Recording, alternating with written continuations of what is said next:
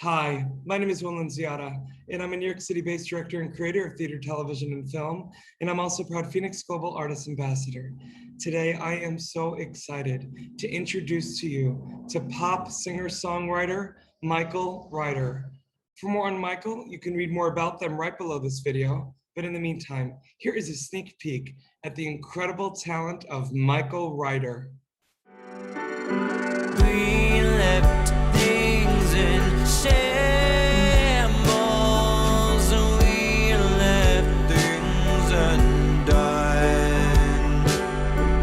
Oh, we couldn't handle any more, so we left it all on the floor. We left it all on the floor. Well, hello, Michael. How are you? I'm well. How are you doing, Will? I am good, thank you. The audience just got a little sneak peek of your amazing single breakthrough. And Michael, I want to know, where did you grow up and when did you realize you had this love of singing, songwriting, and the arts in general? Well, thank you. Thank you, Will, for sharing Breakthrough. My first time knowing that what I was doing had some kind of resonance was I was about 9 years old and I was singing at CYT, which stands for Christian Youth Theater, and I was auditioning for Tom Sawyer, and I sang God Bless America, and I remember seeing people cry and being very confused, and just knowing that music has the power to really move people. And I think ever since then, I have just been motivated to yeah, to give that kind of healing or rejoice or whatever that is. So but yeah, and that was in Richmond, Virginia. So That's amazing. And so then after you graduated and left Virginia, you came to New York City and correct me if I'm wrong, you came on scholarship to SVA?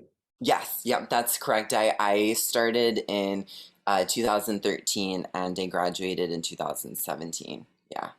That's amazing. And was it while at SVA that you were not only singing, songwriting, but I mean, your artwork is unbelievable as both a painter and an artist. Talk to me a little bit Thank you. about what inspires you when and before you create a piece of art. You know, it's the same process as I'm making music. I feel like it's important to for creatives and just to channel that energy in a different way. I think that it really informs my process as a musician because um, I find that there's a lot of roadblocks, and everything that I've learned in art school and just being an artist has kind of made me alleviate or find other ways of dealing with those situations creatively. So, but it's just a need to do it. I feel like it's the same need to that I have with making music too. So, Look at yeah. Michael, you're an inspiration, and I'll tell you why. I mean, I'm not the first person to say this. You live unapologetically, and you also create your art unapologetically. You are literally an example of someone who shows and not tells people how and what to do, but you just do the thing. You, through your artwork, and I'm going to show some examples of it now, you have such a beautiful way of illuminating your point of view on things. And then also through your music, perhaps give us a beautiful ear warmer of tunes that sound familiar yet are also so authentically you. I'm curious to know on both the art front and then also the songwriting front, what are your inspirations or who are some of your inspirations? Well, thank you. That was very sweet. You know, um, as world kind of growing up, that wasn't very friendly to non-binary people and people that were more feminine. You know, it means a lot that my work kind of resonates or is saying something to anyone. So whenever I hear that, I really have to be very thankful. Um, a lot of my inspirations actually have come from really strong female artists. Predominantly in the music world, uh, musicians from the lineage of Kate Bush, Joni Mitchell, Tori Amos, Charlotte Martin, who's now also my voice teacher, I'm very thankful for. Tegan and Sarah, a lot of female-fronted artists. So on the visual front, I think some of my favorite artists are Cy Twombly and Mary Skurlock, Richard Diebenkorn. Shout out to Mary Skurlock, actually, because she was my high school teacher. So Yeah. I've been very blessed to be able to also work with some of these artists that have been my biggest influences. So that's That must be really so cool, Michael. Not only that you get to work with as both, your vocal teacher, remind me her name again? Charlotte Martin.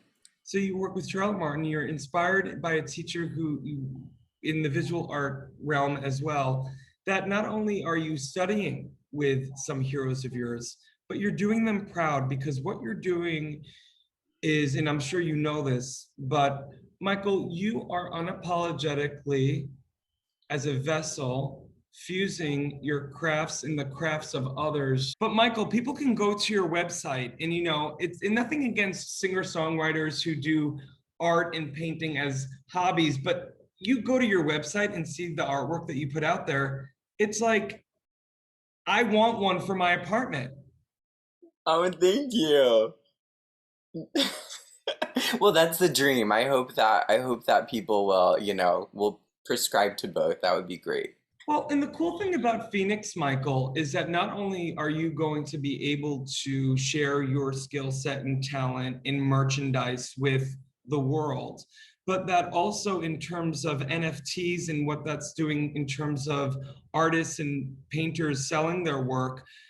Granted that FENIX does work within NFTs now, there, and FENIX is truly putting their money where their mouth is when it comes to the compensation of artists. And you probably know more about NFTs than I do. How does that excite you as both a visual artist, but also as a singer-songwriter, to not only, by the way, get your music out there, but Michael, your narrative?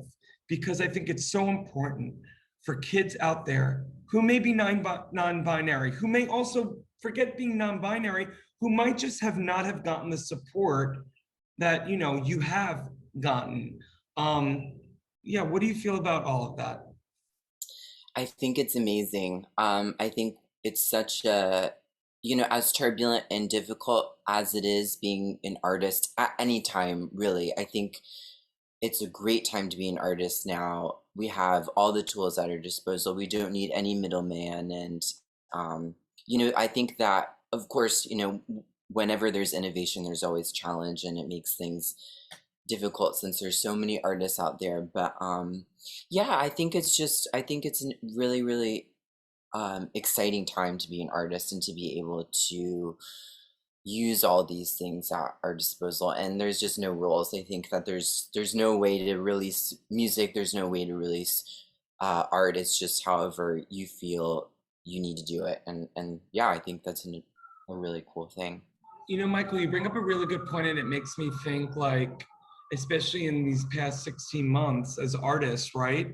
Where a lot of us, the rules literally went out the window, and we literally had to make it work. And at a time now where, we can have a platform like FENIX that before you even sign on, it's supporting the artist. It is an exciting time. I could speak to you forever. You are so incredible. Obviously, more information about you is below this video. And Michael, I am so grateful to have met you. I can't wait to continue the conversation.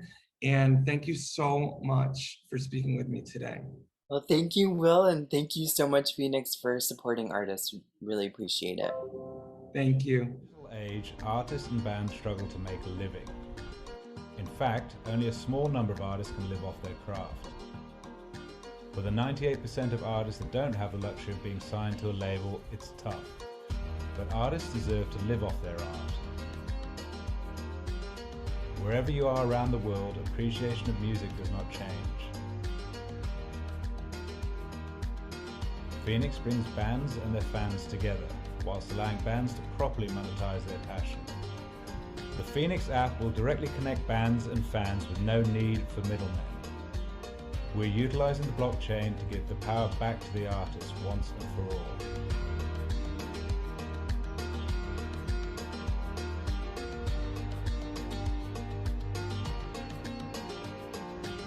Join FENIX, join the change.